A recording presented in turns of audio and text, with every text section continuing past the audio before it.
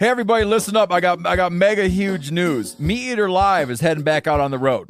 That's right. Join me and the crew. Clay Newcomb, Cal, Yanni, Spencer's going to be there. Phil the Engineer's going to be there. Meat Eater Live headed back out. Now, when you get every ticket, okay?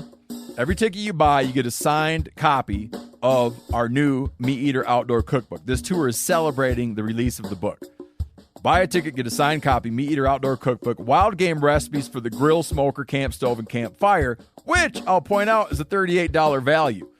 Here's where we're going to go. April 23rd, the Mesa Arts Center in Mesa, Arizona. April 24, the Balboa Theater in San Diego. April 25, the Grove in Anaheim, California. April 27, the Crest Theater in Sacramento. April 29, the Union in Salt Lake City. April 30, the Egyptian in Boise. May 1, the Wilma Theater in Missoula. May 2, the Bing Crosby Theater in Spokane, Washington.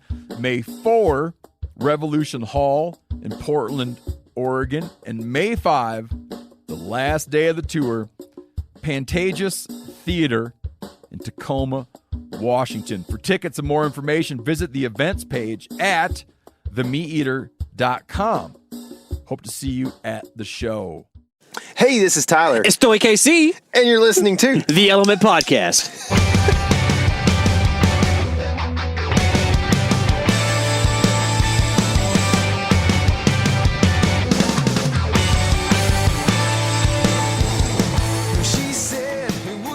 Buenos dias, mi macho nachos. It's the Whitetail Weatherman here. KC, I've got a pig that needs a particular wind to be hunted on.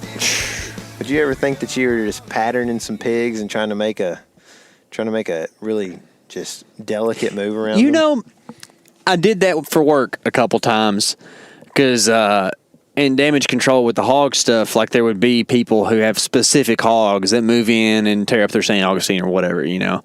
There's like two ways of doing it. There was like I have 600 acres and I have too many pigs on it, come out and shoot them. And then there was those type of calls. And you kind of had to really pattern them suckers, put up a trail camera, see if there was like the same hogs coming in at the same time of night or whatever. So I've done a little bit of it. Yeah.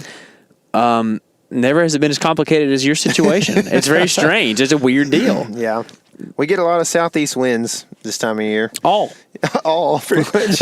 Yeah. So we need a west wind of some sorts or any north. Mm-hmm. Really, what we can't have is an east or a southeast wind. Mm-hmm. Even a northeast would probably work because I think that that hog is coming from the north slightly. Oh, northeast would definitely work. So I mean, really, a east and a southeast are the only two winds that we can't do anything on. The best thing we have in the next 10 days is a straight south, and it's really not a straight south. It's barely out of the east. Yeah. That's a just south not is just, it. It's not even worth it on a south because you're like, man, just need to be patient and wait for some sort of west. Mm-hmm. We've had some southwest, but we didn't have a very consistent pig.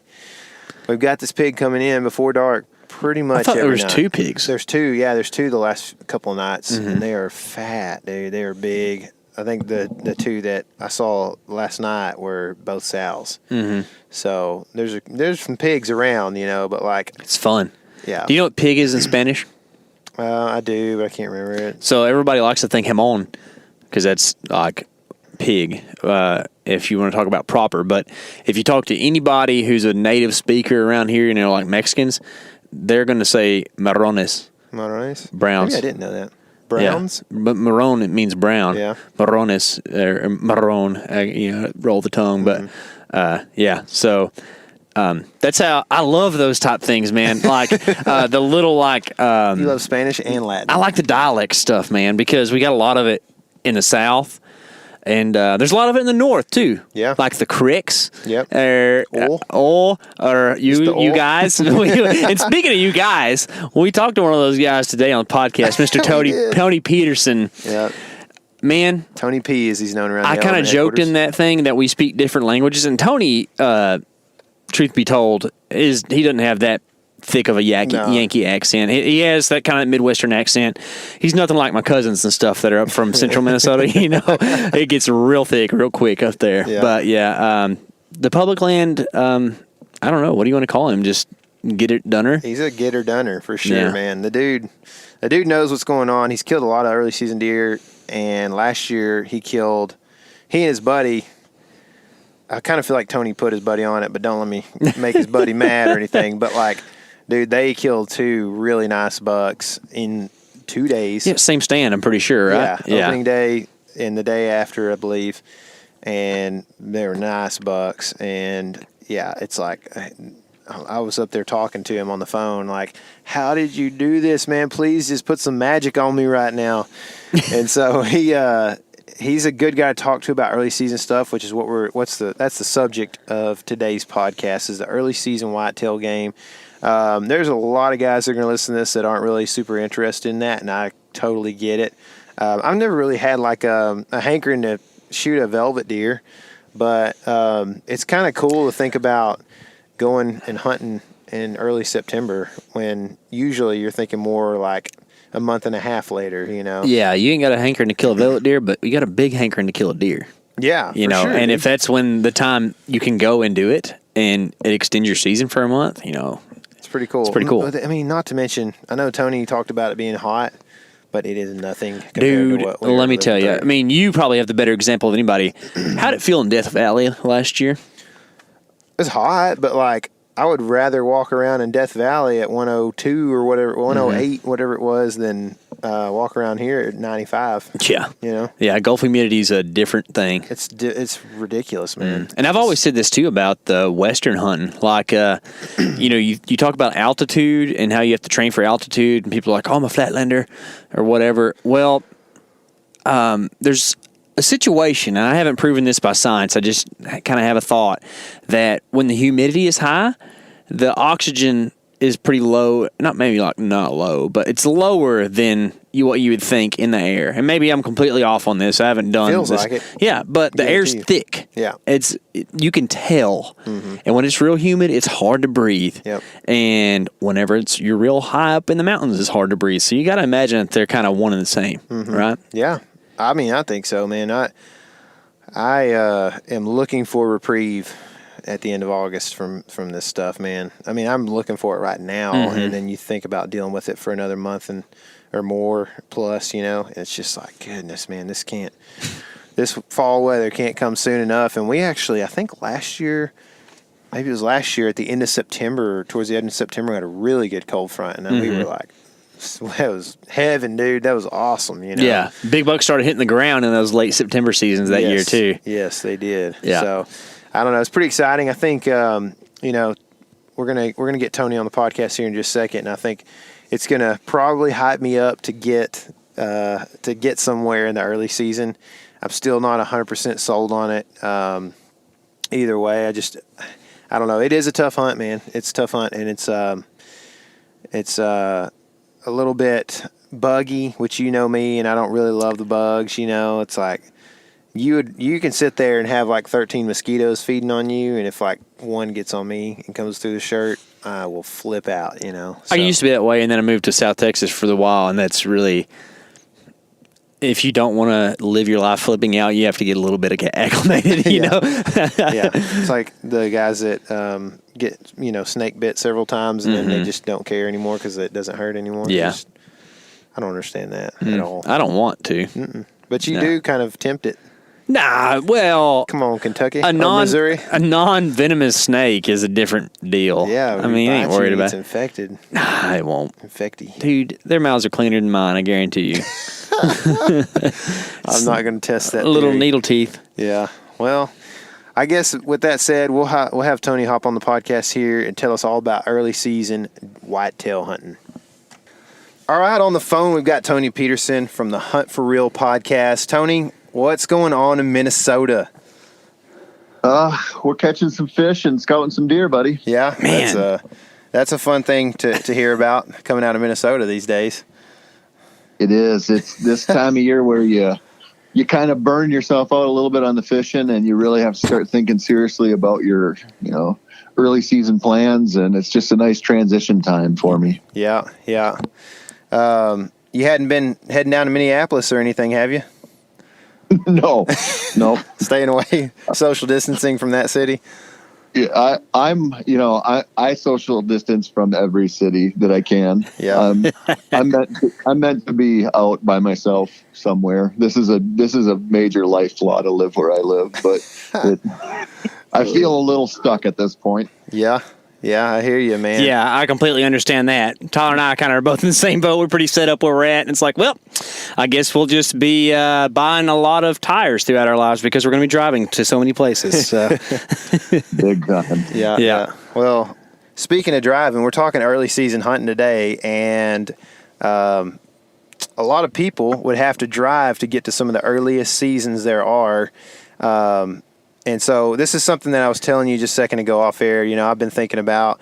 You and I kind of corresponded a little bit in Nebraska last year. You were kind of heading out, successful, champion of the world, on top of the mountain. And I was about 2 days in feeling real low.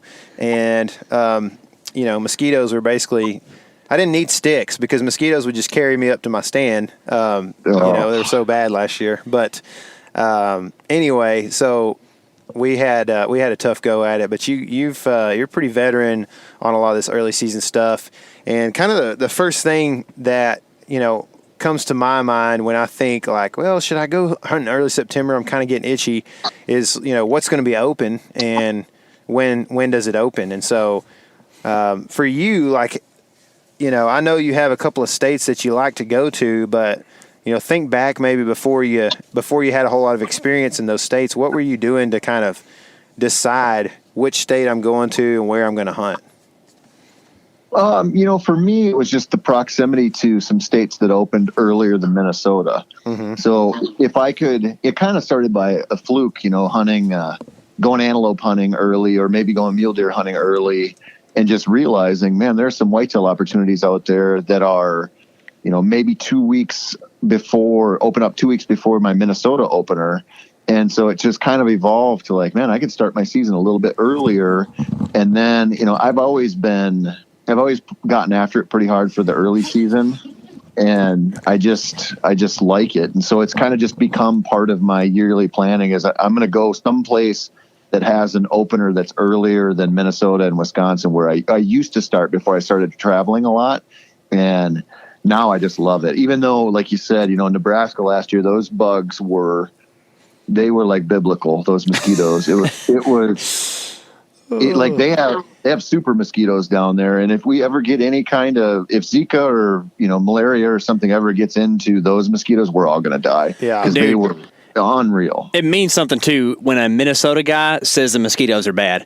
Like, yeah, they're pretty bad in Texas, but I've got family up there. Like, it's the state bird of Minnesota. It's bad. So it's bad, but we don't have like super armor piercing mosquitoes like those ones down there. They have like two species. I don't know if science is looking into this or not, but they have like normal little mosquitoes that buzz around, and then they have those ones that land on you and instantly pierce you like a hypodermic needle. Yeah. And they are just gnarly. Dude, yeah.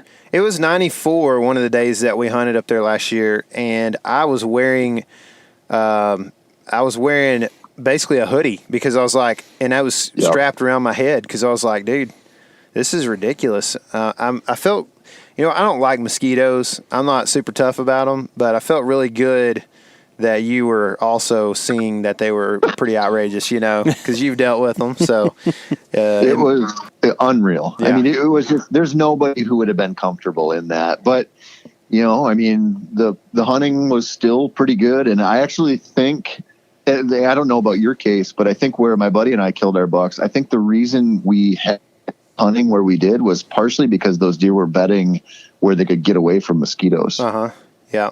Man, that kind of makes sense. Where I was hunting was, like I felt like that the best cover for most of the bucks was going to be along this river system, which also happened to be, mosquito central. So, it's just like, I don't know. We tried several different places. We hunted by a lake where we were getting a good like east wind off of the lake, and that's where we ended up killing. Of course, we didn't see any big bucks, but we killed a little spike there, and I think that might have had to do with the fact that there was so many deer in there, was that there was a good wind coming off the lake, knocking some of the bugs down, So I don't know. have you seen that before where like the mosquitoes are bad enough, or is that like something that you can rely on, or you could go kind of bank on if you were to go hunt in early season that, hey, I'm going to try to find somewhere where the wind blows, whether it's a, thin shelter belt or a bean field or whatever, that I can kill a buck in because he's getting away from the bugs, basically? I think it's more consistent than people would believe. Really? Yeah, I've seen it a lot. I mean, you see it a lot when you do sort of late summer glassing. It depends where you're at too. Some of the places I hunt have deer flies really bad, and you can tell when you're in them. Mm-hmm. And so if you lived out there and you were a deer, you wouldn't bet around those suckers. Mm-hmm. And it's the same thing, it being right in the middle of the woods, getting eaten alive, or you can go bet out in a CRP field where the wind's blowing, right across it. I think it factors in big time. And I mean, I can remember being up north fishing in northern Minnesota and watching deer like just randomly run out and just jump into the water. And it's like when you see that behavior, like I can relate to that. I know what you're doing. It wasn't like they were spooked or anything. It was like they're just like, oh my God, these bugs are insane, and I'm going to go get into the water and cool off and get away from them. Yeah. A lot of the appeal of like going out west for like an elk hunt or something is, for us at least, we escape the sweltering September and get to go to the mountains and experience, beauty and great temperatures and all that kind of stuff. Is that something that you factor in too for early season whitetail, or are you just really looking for good chances at deer? No, that's an elk thing. You pretty much know when you go, like my buddies and I, we're going to North Dakota this year instead of Nebraska for the opener, mm-hmm. and it'll be brutal. But I'm just kind of, I know I can have good hunting if the weather's really hot and nasty. So I'm kind of like, okay, I'll take fewer people to be a little bit more miserable out there, and just because the hunting will be better. Mm-hmm. And so it's just, it's not the same thing as being in the mountains. I mean, being in the mountains in September is so beautiful, and how it cools off at night. It's an amazing experience. These whitetail hunts are not like that. I mean, you might lay down in your tent, Tyler, I'm sure you've had this last year, but we hunted 2 nights, the first 2 nights of the season, both nights. So we drug deer out, made it back, and you drag a deer out, you go back to camp, chug a bunch of Gatorade, and you lay in your tent, and it's like 85 degrees mm-hmm. at midnight, and you're just like, this is not fun. Like, yep. I had fun on the tree stand when I had bucks around me. This part, and you got stuff crawling all over you, and it is just, it's just such a vastly different experience than that typical rut hunt. Yeah. Dude, I completely hear what you're saying there. Like, to the point that I'm probably, if I go, going to try to get a hotel if I can, just because that was, I'm a super light sleeper. And so just, anything out there when it's dead calm and 85 and anything makes a noise or whatever. And I mean, it was like you said, you're crawling into your tent at dark, and you're trying to get in there so fast that the mosquitoes don't get in there with you, and then you turn your flashlight on and try to kill whatever got in there with you so it doesn't eat on you all night, and it's like, it's just, and then like I did 5 days without a shower. Like I said, was pounding in, however far on some of these spots in 90+ degree heat a few days. And dude, you're just so nasty. And then, you get home and you're like, oh, well, there's 2 ticks that I didn't know were there, and it's like, because they've been there for who knows how many days, you're like, they hurt coming out, and they literally like leave a itchy spot on you for almost a month. It's just nuts, man. It's not that fun when you look at it that way, but hopefully like a hotel will help me to kind of curtail some of that, I guess. And I know, it depends, I guess, year to year, the weather could be much more enjoyable than it was last year, or the bugs could be less or whatever, I guess. Is that right? Yeah. I mean, it varies, I mean, you might get an early season hunt where you get a ton of rain, mm-hmm. and you just don't know. But we did, last year where we hunted, we were the same way. We were just disgusting by like 3 days into it. Cause when we got there, we covered a lot of ground and looked around, and I think by like day 3, we stayed in a motel on the way down, and I took a bar of soap from the motel room, and I had it with me thinking, man, I might need to just hop in the river. And the one day I looked at my buddy, I'm like, I can't take this anymore. I'm going to go get in that river. And I grabbed that bar of soap, and we went down there, and we sat in the river, and it was like the best feeling ever. just to get, and we were bathing. It's like a muddy, nasty river, but it was so much better than just being hot and gross. Yeah, it's a good tip, man. I'm not opposed to that for sure. Because let's see, it wasn't long once I got back from there. KC and I went to the Gila Wilderness. It was like 3 days. I mean, I spent no rest. Pretty much, I spent most of September without a bath. I mean, like, you know what I mean? So, but we ended up taking a bath in the Gila River on the way out after several days in the way back country. And so, that's just like such a good feeling, man. You can't hardly explain the refreshness that you. That's right. Well, it sounds kind of like, we're joking about this, but it really is like, it really provides a psychological boost. And, when you're talking about hunting in miserable conditions, things like that matter. Like, they're going to keep you around longer. You're going to hunt more.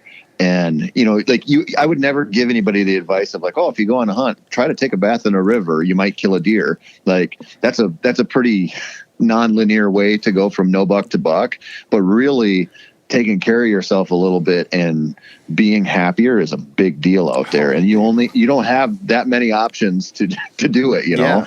Oh yeah, I guarantee you, man. That goes for about near any hunt. It's the same principle if you're hunting during the blizzard and you go in and get a hot lunch. You got to do something to keep you in the game. So I got a little bit different question. I've actually never hunted an early season whitetail. I've hunted the openers, all in Texas and whatnot. But you've hunted around and hunted different states, and it seems like there would be continuity in latitudes as far as like what early seasons are, but that's not really the case. You got like North Dakota, which is one of the most northern states in the Union that has an early season. And then you got Kentucky, which is kind of the South, that also has an early season.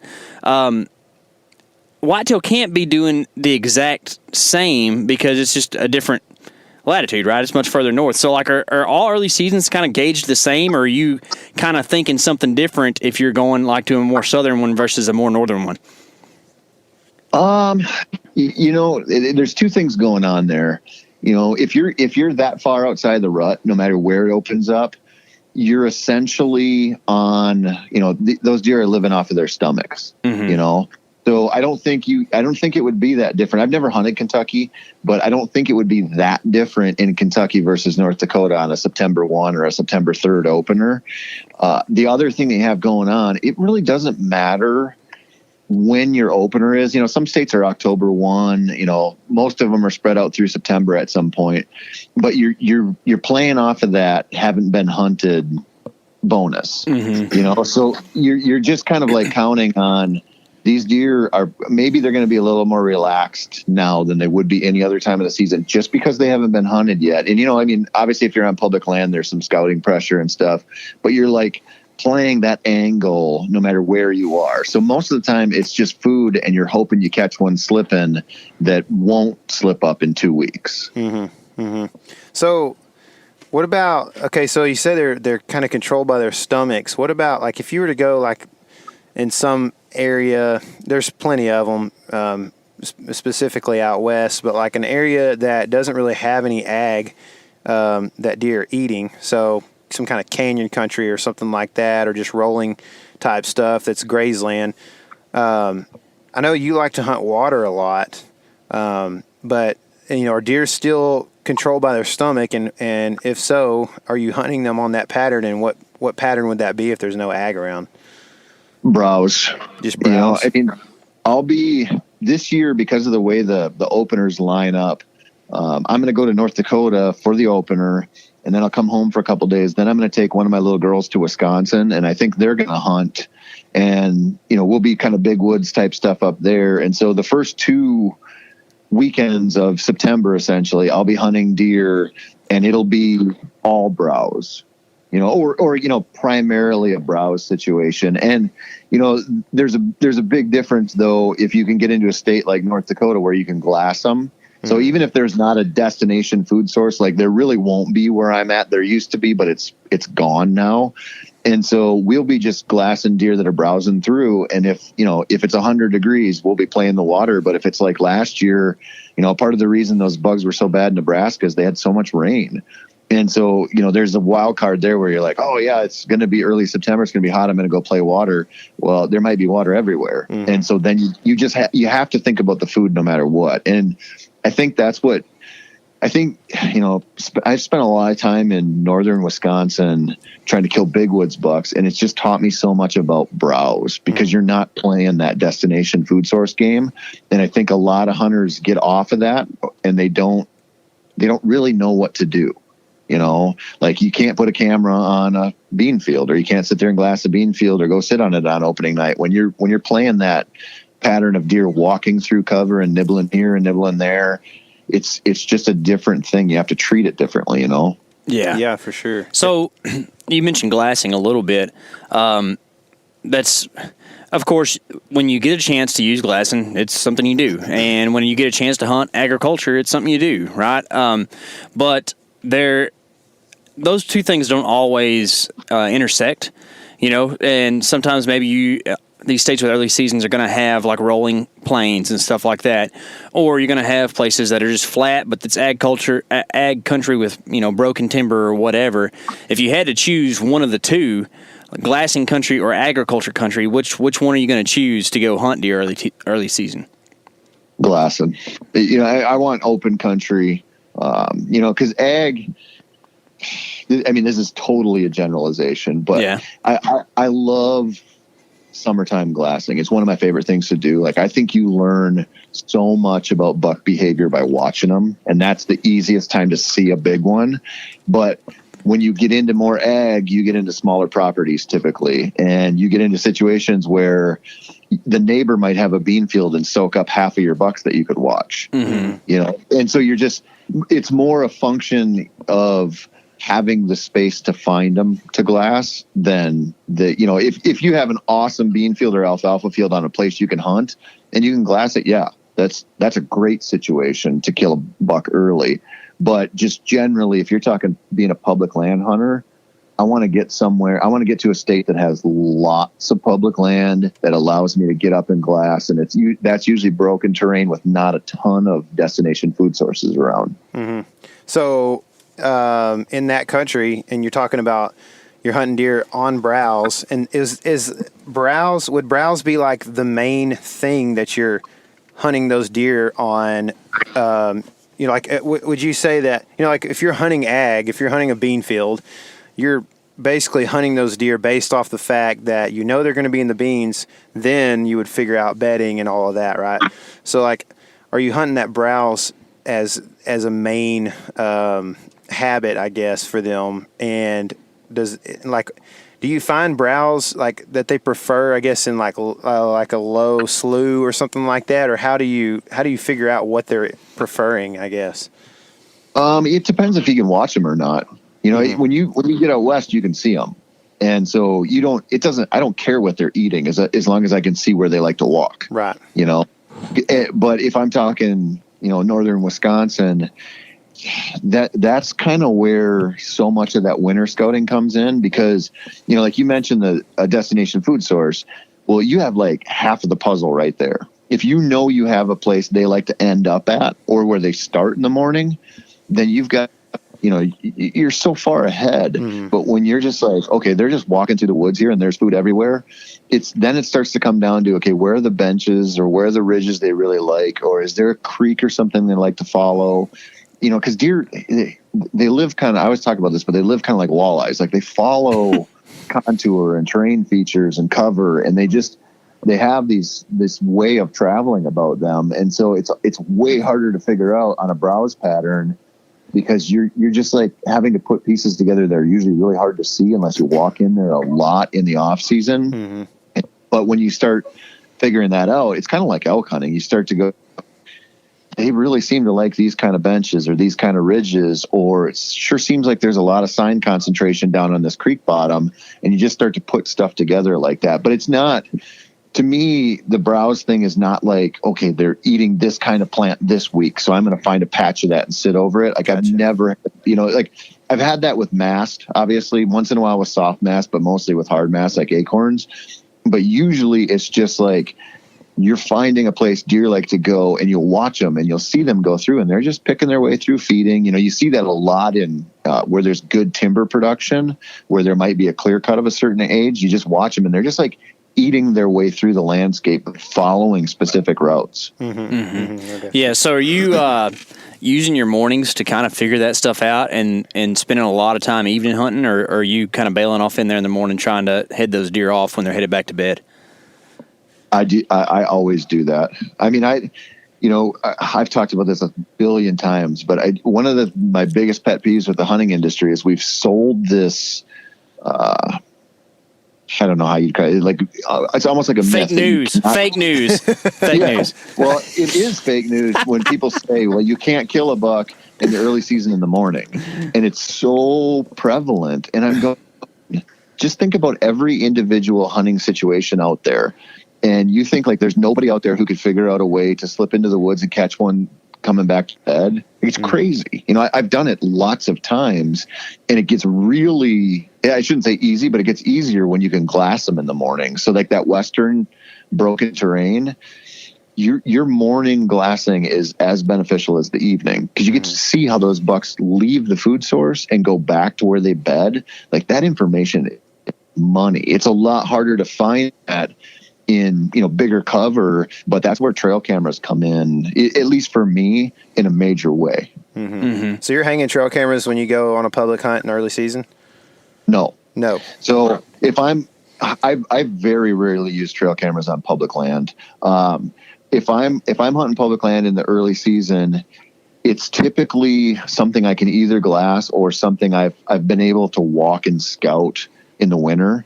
And I'm using that to inform my morning decisions. And a lot of times, I treat mornings just like I do evenings. If I go out and, I sit in the morning and I watch a buck work his way through, 300 yards away, when it's noon, I'm pulling that stand and I'm going to move that stand over there. Or I'm making a note, like when the conditions are right, that's where I'm going to be the next time I can morning hunt. I got you. So how often are bucks looping as opposed to like same trail in, same trail out, whenever you're talking about like a bed to feed, kind of like that? Man, I don't see tons of consistency. I shouldn't say that. If it's September 1, you can see a lot of consistency in morning and evening travel. I mean, like same trail, same route, same crossings. When it gets to about September 15th, it's like maybe once every 4 or 5 days. And so it becomes a different kind of thing. I mean, that's that's like such a big appeal of those early season hunts, is you can get those suckers doing the same thing over and over and over again. And that pattern, when you get out there, let's say you do that September 1 opener in Nebraska, if you're on a 7-day hunt or a 10-day hunt, that pattern is probably going to mostly die by the end of your trip. Gotcha. So let's talk about this a little bit. You show up, say you're kind of probably more in a situation that you might have seen last year, where like you're hunting. This is what, at least for me, I would say I hunted like some big core land or whatever, but like there's definite small tracks around. So say you're in an area where there's several smaller tracks, and so you're in that like broken small track ag country that you were talking about earlier. What is your first move when you arrive, and how are you finding a deer to shoot? Well, the first moves come way before you arrive with all the digital scouting. Sure. And then, you just kind of get there with a plan. And I just walk in, I try to build in at least a day or two to scout and set up. And my plan is just to burn through spots and get in there and go, okay, does this one look good or not? And it really, it's kind of basically the same process, whether you're hunting a giant place. Like I know you were down in Nebraska on a pretty big place, or if you've got, 6 different WMAs spread out over a, 10, 20 mile radius or whatever. It's like, where do I think they're going to be? Where's the food? Where's the water? And where do I think people aren't going to be? And you just get in there and look at them and go, this one works, this one doesn't. And it's like, even when you hunt the same places, if you go to the same land over again, it's like it's never the same thing. Mm-hmm. And so you just kind of have to resign yourself to like, okay, where I killed a buck last year, where I saw these deer going through is probably not going to be the same thing for some reason. Mm-hmm. And so you just have those backup plans and go, okay, I want to see this pond. I want to see this field edge. I want to check this spot out, or I want to glass here. And you just start checking stuff off the list. And it's like, sometimes you get it right away and it's amazing, mm-hmm. but most of the time you get a lot of it wrong. Yeah. So you're, how often, I guess, are you going into these spots and seeing a deer, before, like, if you're going in there and you're just looking for specific sign and hoping that like that 160 or whatever it might be, acreage, has like a shooter buck on it, or are you, saying that's a good piece, so I'm going to back off and glass the field from the truck or something like that? Or how does that look? You know what I mean? Or are you just hunting it based on the, your knowledge, and you're like, oh, well, this is, got some old rubs in it or whatever, and so there's probably some decent bucks in here? Listen, I kind of operate under the assumption that if there's a decent chunk of whitetail ground, it has a buck in it that I'd be happy with. Mm-hmm. And I think this is one of the problems with public land is we look at this and we go, I don't think that caliber of buck is in there that I want to hunt. And what happens a lot of times is people will tell me that, like, yeah, you could go hunt here, but you're never going to see a buck over 2.5 years old. And then you go out there and hunt, and it's just like totally different than what they say. And so, and I've seen that everywhere. I mean, I've seen that in Oklahoma. I've seen that in like every public land state I've hunted, which is quite a few. And in addition to just the public land around my house in the Twin Cities. And I go, man, I think there's more of these good deer out there than we think. And so I don't get hung up on knowing who lives there. Like, I know the place that I really started to like hunting in northern Wisconsin, it kind of sucks. There's a lot of people in there, and it's not that good, but it's really big woods. And at certain points of the season, a great big buck goes through there. He might live there, he might not, but he's traveling through there. And so it's just one of those things that I kind of live off that like belief that if you're in good cover and you're in a decent place, you're probably around a buck that's going to make you happy. Gotcha. Yeah. How do you kind of scale that for yourself? The buck that makes you happy. Of course, it's so untangible, right? But like, I always say I'm not the guy who goes by the old adage of don't pass on the first day what you'd take on the last, because, mm-hmm. I mean, I like to take home a deer, and in some instances I don't, and that's okay, but like, we're out there to shoot something to eat, and if you don't take home something to eat, sometimes your wife's like, hey, why did you go do that? So I don't know. How do you decide what's going to make you happy? Man, it partially how full is my freezer? Yeah. I'm September 1st might be pretty empty, right? Well, that's my plan every year, and I get pretty close to that. Yeah. And so it's just a matter of where I'm at as far as that to some extent. If you drive out of state and you got a bunch of money and time invested in there, and it's day 5 and a little scrapper walked by, there's a good chance I'm going to thump him if I have some room in my freezer. But like last year, I had a good September. I killed 2 good bucks right away, and I killed a bull elk. And so I went the rest of the season thinking I want something a little bigger and something that's going to mean something to me. And so it was, other than I killed a doe with my daughter with me, mm-hmm. but I was like, I don't care now about meat, like mm-hmm. I don't need it. And so it was just a different, I went into it differently, and I ended my season in North Dakota hunting public land in a spot I'd never been to, and my goal there was just to kill a good one because I had nothing left to prove for the season, and I'm like, okay, I want a good one, and that's what I'm gonna sit around and wait for, and in a year where I'm struggling, that might not be the case, and so it kind of goes by that, and it just kind of goes now by like how do I feel? You know, like, does that deer, am I excited, or do I feel like I'm killing that for business reasons, or feel like I should? Then I don't want it, you know? Yeah. Makes sense. So you mentioned earlier that before you pick a piece of property, or before you go into a piece of property to kind of get your eyes on it, you know, there's a lot of work that goes into that, in the e-scouting and that kind of thing. Are you just using OnX to determine how what properties you're going to step foot on, and are you going, here's 1, 2, 3, 4, 5, and this is the priority? Yeah, I mean, I live off OnX, and I think that probably the biggest advantage we have as hunters now versus 20 years ago is that.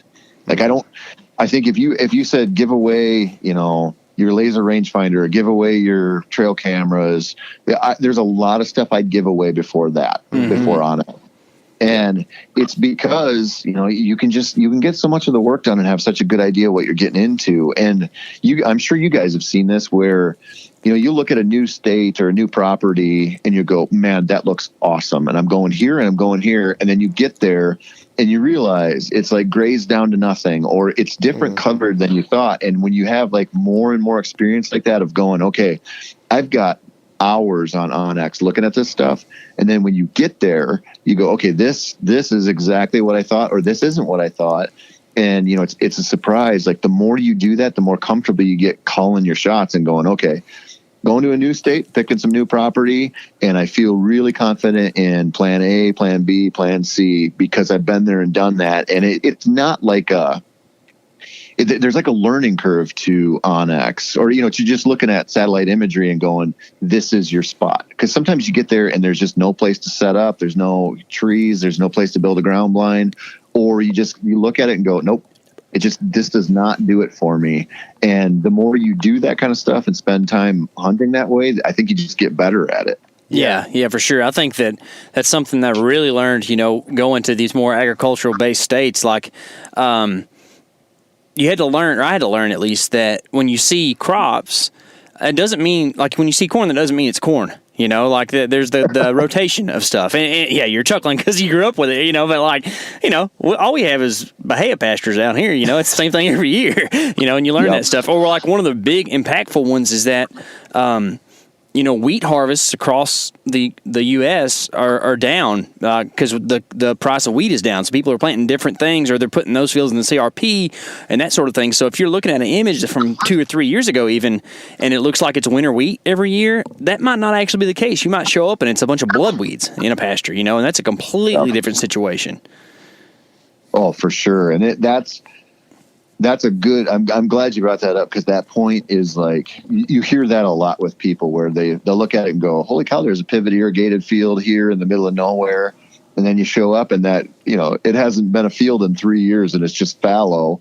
Or, you know, like you said, you might think, oh my God, there's going to be a cornfield here in this spot. And you show up and it's something totally different. Mm-hmm. And so you can only count on that being like an ag field. You can't count on there being just lush green soybeans or whatever you're hoping is there. Mm-hmm. Mm-hmm.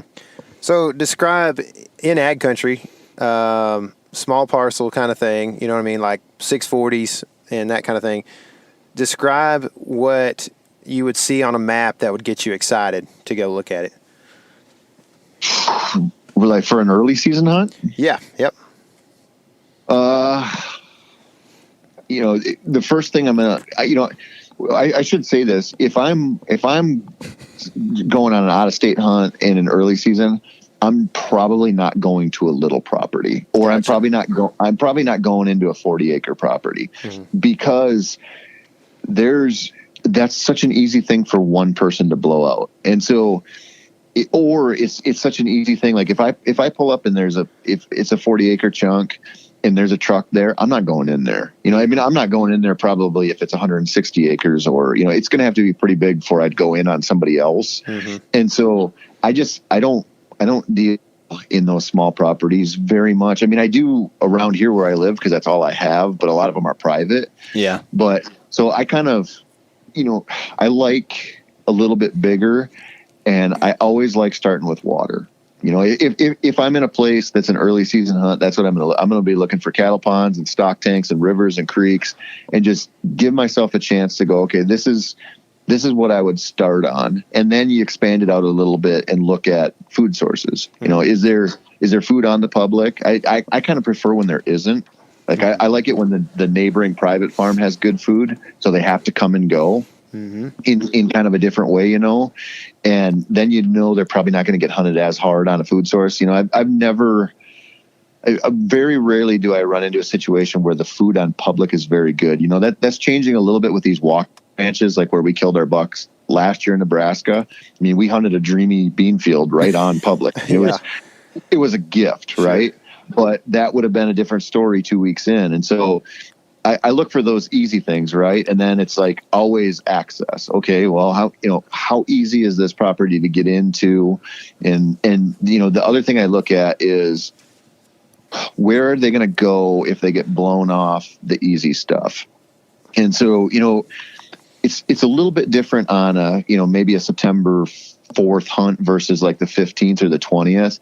But I really think those early season staging areas are the key for a lot of good hunts. And so if you don't have that, or even if you do have that destination food source to start on, or that killer water source, it doesn't take that long to booger them. And, you know, you're probably not going to put them totally nocturnal, or somebody else hunting them probably isn't going to just totally, you know, make them go overnight, but they'll probably start staging back in the cover, and they might just back up a couple 100 yards. And, you know, I see this in Minnesota where I hunt a lot, where the field edge thing starts to die before the season even opens. And then when you get all those bow hunters who are eager to get out there, and the small game hunters, those bucks just go, I think I'm going to hold out back here in the timber until dark and then come out. Yeah. And so kind of build that layer in just in case you need it. Mm-hmm. Can you find a staging area like you're talking about from a map? Or do you have to go in there and go, oh, here's a bunch of whatever it might be that they're browsing? It depends. You know, you can find them for sure, or at least you can kind of like narrow down your areas. You know, if you know where they're going, or you know where they're going to start from, then you can go, okay, what's in between here? Where's the cover? And then you kind of know, and you can see. I mean, one of my favorite things, if I have like a mid-September opener, one of my favorite things is when I run across a rub on like September 11th, somewhere in the woods. Then I go, this is telling me a lot. And if you find a couple rubs early, then you know you're probably getting into a staging area there. Right, I got you. So, another thing you mentioned was that you like to start with water. So, how much do deer need water when they're browsing beans all night? It depends. You know, if you hunt beans, this is probably going to get me canceled, but this is going to get me kicked out of the deer hunting world. When you hunt beans a lot, you watch them, and the beans start green, and they eat the stems, and you can watch them, and then it goes yellow, and they seem to like kind of back off of them a little. You'll see them still in there, especially if there's low spots where they stay green, because it doesn't, you know, it's not like all of a sudden you flip a switch and they go from green to yellow. It kind of, you know, it happens in grades, and then they go brown, and they really dry out. And if you can hunt beans when it's raining, generally it's phenomenal, and it only gets better the later it gets. And I always look at that and I'm like, do they come out here to eat these because it's wet? Like, because they're not eating these dry beans now. And I don't know if that's true or not, but I know what I've seen a lot, and it sure seems like there's a connection there. And it doesn't, when we think about hunting like water sources, like, oh, if they're eating green beans all night long, are they really that thirsty? I don't know. But what I know is, like, even when it's cold and I've had really good water sources to hunt, it seems to be built into their travel. And so I used to hunt this place in northern Minnesota that had a hayfield on it. So it had a cattail slough and some big woods, and it had a hayfield. And the deer were going to end up in the hayfield. But between that and the cattail slough, where a lot of them like to bed on the high spots, there was a little pond. And it was the place to sit, because you'd sit there and those deer would get up in that cattail slough and they'd all gravitate toward that pond then they go out to the field. And you'd see that on days where you'd be like, there's absolutely no reason why these deer should leave a wet cattail slough in cold weather to come here to drink this water, but they would. So they're just kind of, you think a lot of times deer just building in a water stop before they head to food. I think it's just survival, man. Like, I think when we think about it, we probably don't pay attention to how much water we drink until it's hot. And then we go, man, we're drinking a lot of water and we're drawn to it, but you're thirsty throughout the day. Yeah. And I think for them, that's just like when you're a wild prey animal, I think there's like certain things they know they need for survival, and they find a water source they like, and it's around their travel route. They're going to hit it up. Mm-hmm. And I've seen that in other places too, where you just there shouldn't be like a huge pressing need, or you wouldn't think there would, for them to go slake their thirst, but they do. And, when you get out to those western states, sometimes if you've got like a cattle guzzler that's bubbling over, there will be green grass or green growth downhill from that you can't find anywhere else, because it's getting watered all the time. And so I killed a buck in North Dakota two or 3 years ago on a pattern like that. He came into the water, but they were coming in there to water and to eat that fresh growth because everything else was brown and yellow. Yeah. That's cool. Makes good sense. I've seen that happen in the hill country of Texas too. Same scenario, just different part of the world where, windmills are pumping out water on the ground and it becomes a little oasis. So, dude, let's talk about bucks, man. I like bucks. One thing that people don't really cover a lot, and when we talk about early season, is the fact that a lot of times bucks are in bachelor groups at that time of year, right? Or at least tell me if I'm kind of making the right inference is you'll have deer in bachelor groups. So if you set up and you do see a buck, is it beneficial to maybe say, I wonder what's behind that buck right there, and to kind of wait because there's going to be 5 or 6 more come by? So especially if you can hunt them in velvet, it's so amazing how often there is 4 or there are 6 or whatever that will come out. And it's not like they all walk out single file. It's, the little guys oftentimes get out there first, and then another one joins them, and then 2 more join them. And that's kind of one of you're kind of at a disadvantage with that. If you're traveling and you have no history with a place, like if you haven't been able to glass a lot, you go, I don't know who's with who or how many there are.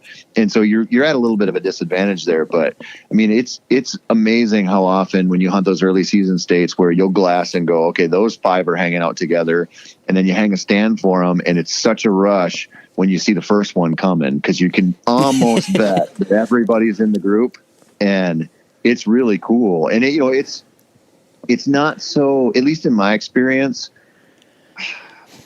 a lot of times it seems like it's maybe 2 to 5 bucks. You see a lot of times where 2 bucks hang out together, but you might get 4, you might get 5, but knowing who's together. And then, when they go hard antlered, it's kind of like all bets are off. And I've killed bucks that I've watched in some of these states that were velvet till the day I killed them, and always with other bucks, and came in solo. Yeah. And so you just don't know, Yeah. Do you feel like there's a dynamic that's kind of holds true in those bachelor groups, to where like maybe there's a dinker in every group, and then there's a couple like up and comers, and then there's 1 to 2 mature bucks that are almost in every bachelor group? Or is it different to where you have your teenager group and you have your old man group and that sort of thing?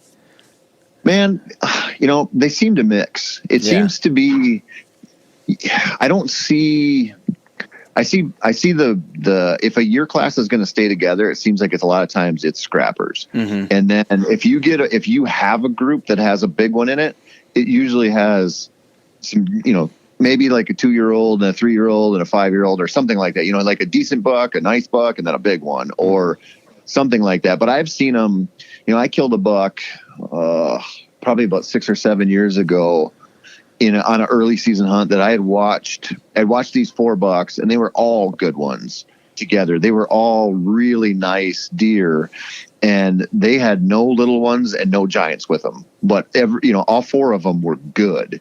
They were living together. them for quite a while before I killed them. And so you just don't know. But that's like, that's one of those huge advantages of getting to glass. You know who's living together, and also you just know who's in the area. Like we always talk about taking inventory with trail cameras. Man, I would take inventory with my spotting scope over that any day. Yeah, that makes sense. Do you feel like ever, like when bucks are in bachelor groups before dispersion has happened, does it ever kind of get you down? Because you're like, man, I feel like if I go in there in the rut, then, there's a buck every 40 acres. Well, like right now, yeah, that same ratio holds true, but they're all concentrated in this 2-acre spot, and there might be 600 acres that have no bucks because they're all together. You ever think about that? All the time, man.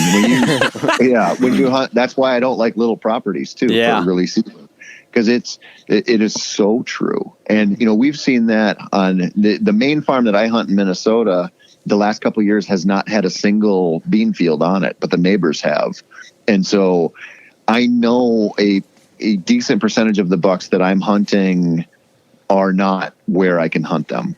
And so you go, okay, well, who's hitting the alfalfa or who's hitting this pond? And you do have a smaller pool to fish in, but that's a small property thing generally. If you get out to where you've got some room to roam, then I don't worry about it as much, because they're probably, those bucks are probably going to be somewhere that you can hunt them. Mm-hmm. Okay, so if you were going to take your average hunt in the early season, you show up a day or two ahead of opening day probably, and what does it look like? Do you spend 3 days before you even sit in a stand, or and then what happens when you go in to sit in a stand, and do you work your way closer, and how does all that typically look? If I can glass, what I'll try to do is, I'll try to at least get one morning and one evening, hopefully 2 mornings, 2 evenings.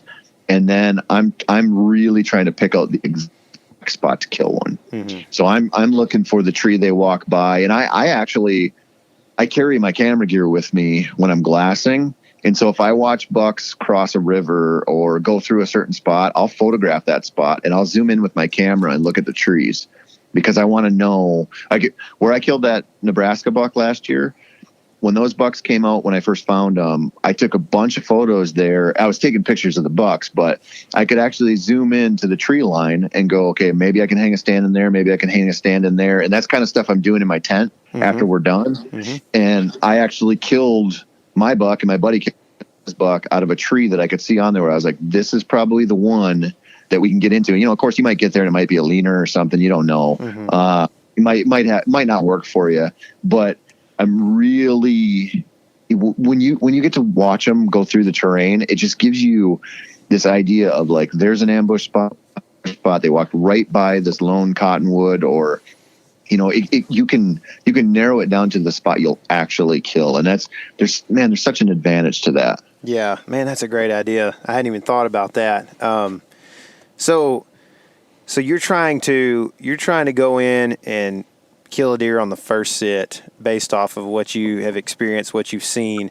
And so to me, it would seem that, and correct me if I'm wrong, that you are not just picking a spot, a track to hunt, but that you're also picking a spot that you can go into and see, hopefully, what you need to see without messing deer up, right? Yeah. Yep.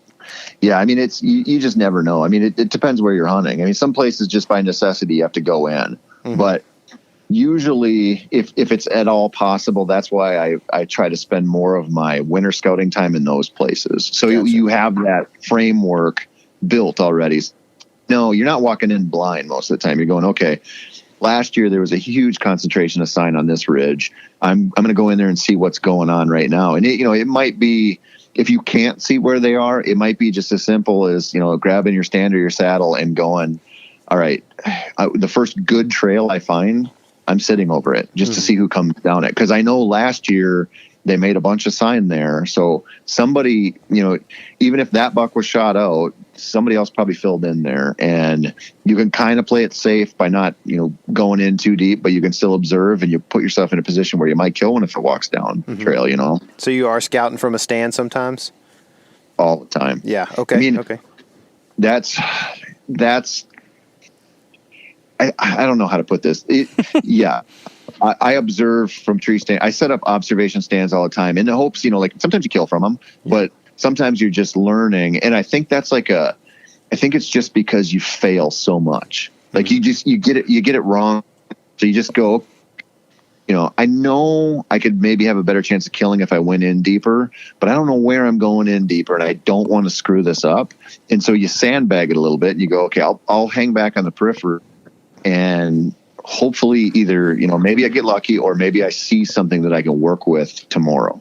Man, so much good info. I appreciate you hopping on and doing this with us. I have a final question here, maybe a couple more, but this is, we started out this podcast for like 10 minutes. We just dogged on early season hunting and how terrible it was. So why do you continue to hunt early season? Because it's a really good time to have a good hunt. And I mean, if you want to encounter big ones, I think it's in the right situation, it's better than the rut. Personally, it's not as enjoyable. It's a different kind of hunt, but as far as encountering big ones, it's a really good time. And, for me, when you're from Minnesota, like I am, our gun season opens the first weekend in November. So we might have 500,000 gun hunters in the woods on November 3rd. So I grew up my entire life never counting on the rut. And so I'm just like a product of that to some extent. So I don't know any different, I guess. It's always been try to kill one quick, try to make September really special, because you can't rely on, I don't live in Iowa. I don't have that chance to go, well, I have all of November to get out there.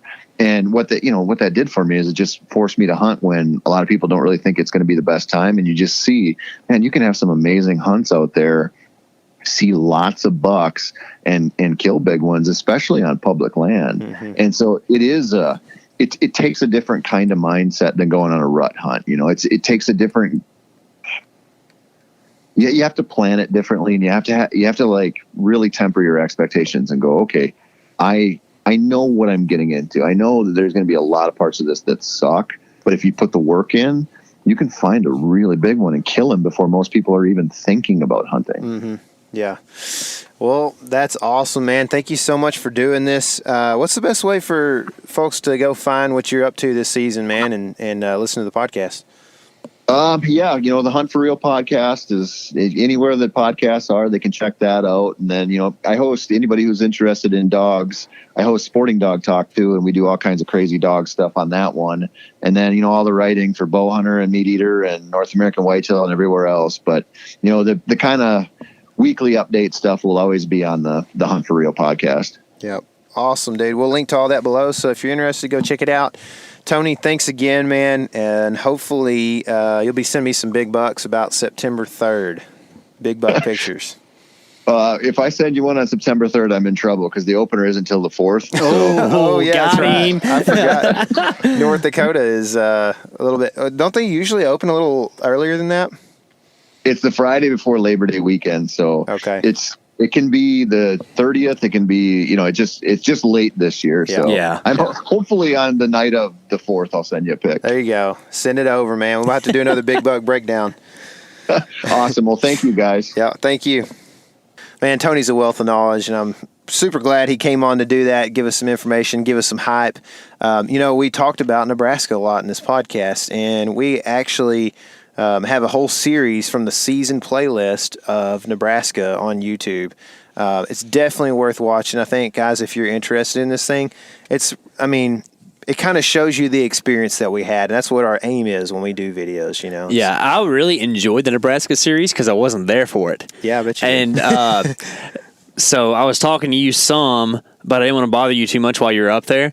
But I think if I remember right, you may have uploaded one while you were there or something. Either way, I was getting them before I actually got the scoop from you, so it was kind of like being an Element fan. Oh, I think I think what happened was once I got home, it was going to be the first videos from the playlist for the season. And so we were like, is this how we want to approach the season videos? And so I was sending you stuff ahead of time before the public got to see it. It was good stuff. It was cool, man. And I'm kind of real jelly that you got to go and just experience all those mosquitoes. But you and Anthony, y'all threw it down, man. You made it happen. It was honestly where I was at, and I think it can change because this is a particular core land that gets managed a certain way. But man, it was beautiful. Like I texted you the first day I got there, and I was like, "You cannot believe this habitat." I remember you telling me about the grass. Unbelievable, dude! It was so cool, and it held so many deer. Just didn't really see a whole lot of big deer, but I got to document basically. The thing is with you and me is like when we travel together, we are like, we'll get to talking about different things instead of videoing, which is why we have a video guy this year. That's right. Maybe but, you might meet him later. You might. But when I was on the hunt by myself, it's like 11 hours of just traveling. So I do a pretty good job of keeping the timeline in my head, knowing what I'm doing and what needs to be filmed. So it's actually like one of the better produced videos for as far as like timeline goes, with not a whole lot of parts missing. Yeah. And I saw a ton of deer, so I got a lot of deer footage. Makes for good footage, man. It does, man. And we just didn't see the big deer, but Anthony ended up shooting a velvet buck, a little bit velvet buck. He actually missed a doe, which was kind of weird, a weird situation, but like 15 minutes before that buck. I mean, it was not long before that. And also makes for good video when arrows are flying. That's right, But it was really cool because I hadn't talked to Anthony a whole lot in the last few years, and he had moved off. We hadn't hunted with each other in several years, and we got to actually share that stand and that hunt, that kill together. I got to video the whole thing, and it was a really cool moment. And since then, we've been doing Map Scout Challenge stuff, that kind of thing, which. We'll link to that stuff as we get into it, but we do have links below for the Nebraska stuff. So if you're listening, in the first notes thing there, on the list, on the notes, first thing, click that link, and that'll take you to the playlist to show you some of the Nebraska. Comment stuff on every video, every single one of them. For real, dude. I mean, the comments are a big help to us. Lately, I'm not sure how big a help, but they do help us. And we just like hearing from you guys and being able to interact and see what you guys are thinking about it. If you have any questions, we like to try to answer whatever we can. But if you're just looking to go kill a deer, man, that's a cool spot. And I've pretty much told everybody where that is. So I've showed some map stuff. I think even we gave it away in the Map Scout intro stuff, So like it's out there. I just didn't feel like there was a whole lot of big bucks around. So I don't know how I'm going to approach it this year. But I do appreciate being able to have that footage and go back and look at that. I watched it a couple months ago. And the cool thing is, man, when you video your hunts is that you've got them. You can go back and watch stuff and remember what you were thinking. And it's almost like keeping a journal, Yeah. And so I'm looking forward to all the videos we're going to make this year. We're going to do like a little watch party, and I think it's probably just going to be our families. I don't know if we're going to actually have listeners and stuff involved in it, but it would be cool if we could figure something out like that. Hey, I follow this dude. Well, this is probably game planning. It doesn't have to be on the podcast, but y'all going to be a part of it. Hey, for real, if you are a fan, let us know if this is a good idea. I follow a guy on YouTube who his name is Star Wars Theory. Yeah. He's like a 3 million subscriber type guy. Oh. Yeah, and he does these things where like he plans that everybody watches this video at 6 p.m. on the dot, and then everybody, once the video's over, like he knows it's 54 minutes long or whatever, they all hop on and do this live thing where they discuss what just happens or what just happened or whatever. Really? So how does that work? Like he just goes live and they all discuss and ask questions and stuff? Yeah. I got you. Yeah. That's cool. Yeah. That would be pretty cool. fun. We did some like premieres, I think they were last year, on some of those season videos. And so like as the video is premiering, there's like a comment like through the comment section, it's like a live feed, so we can all just kind of chat about what's going on. It's pretty fun. Chat, aka talk smack the whole time is what ends up happening. Pretty much. Cody Brown gets on there and ruins all of my pride, So, no, but it is fun, and we might try to do some more of that stuff in the future. I'm really looking forward to it. We've got a new season intro that is made up, and it's pretty much there may be one or two clips that change, but it's pretty much like, it is almost all clips that happened last year. I think there's only like 3 clips from the past, and these are like very quick hitters. Dude, like the last time. With the schedule we got this year, we might have to make 2 season intros. I'm just saying. Just make a real long one, slow song, Yeah. Slow song, slow changes. Perfect. Great intro. Yeah, so I hope so, man. I'm looking forward to it, man. I'm looking forward to the watch party because there's a few videos I haven't watched. I've been kind of like when I'll travel and stuff like that, I'll just listen to them and just remember what happened, I don't try not to glance down if I'm driving or whatever. But it's just it's cool to go back and relive some of those. So, but there's a few that I haven't watched yet. So we're gonna have to get together and cook some backstrap or something. Do that thing. Maybe eat some fresh tomatoes. That sounds all good. I ate your cherry bomb peppers. I cracked up because my mom, she's like, she can eat hot stuff. Yeah. And she, so I was like, hey, try that pepper right there and let me know what you think. Casey said they were really hot. She goes, it was not at all. No. And so I was like, maybe it's just pepper to pepper. And so we cut up the other one, and it was, I didn't ever try the one that she said wasn't hot, but the next one I tried was not that hot. It was pretty hot. Oh. But I was like, I guess it's like a pepper to pepper thing. I don't know. Yes, maybe y'all really have me questioning my ability to handle hot stuff now. I don't think so. I don't want you to feel like that. I got one out there that's got cracks on the top. Yeah. I bet you it's going to be hot. It's probably got some habanero in it. Did you eat them raw? Yeah. Yeah, because you told me you cooked them and it kind of stopped. Yeah. I was wondering if that one that you had tried raw? Yeah, it's hot as fire raw. Okay. Yeah. Yeah. Well, I don't know. I don't know what the deal is. They sat on my thing all day, so maybe that did something. You sucked that capsaicin out of them, didn't you? With the sun or something. Yeah, I don't know what happened, but yeah, it was. They were not that bad. So man, well, they were pretty tasty peppers. Yeah, they have a good flavor. Yeah, I think so too. Well, it's hard to beat a jalapeno though. I like Serranos too, and I like Anaheims. I like peppers. And on that, yeah, exactly. Remember, this is your element. Live it.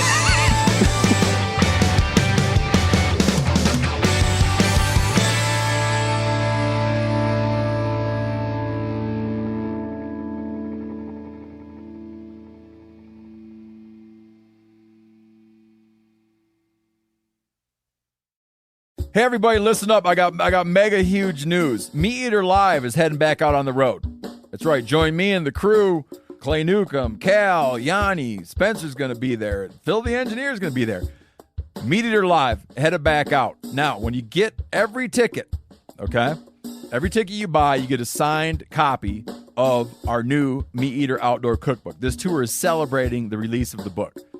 Buy a ticket, get a signed copy, Meat Eater Outdoor Cookbook, wild game recipes for the grill, smoker, camp stove, and campfire, which I'll point out is a $38 value.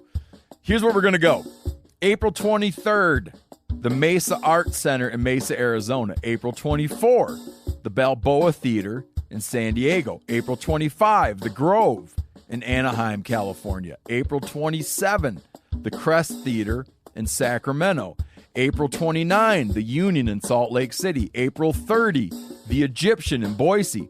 May 1, the Wilma Theater in Missoula. May 2, the Bing Crosby Theater in Spokane, Washington. May 4, Revolution Hall in Portland, Oregon. And May 5, the last day of the tour, Pantages Theater in Tacoma, Washington. For tickets and more information, visit the events page at themeateater.com. Hope to see you at the show.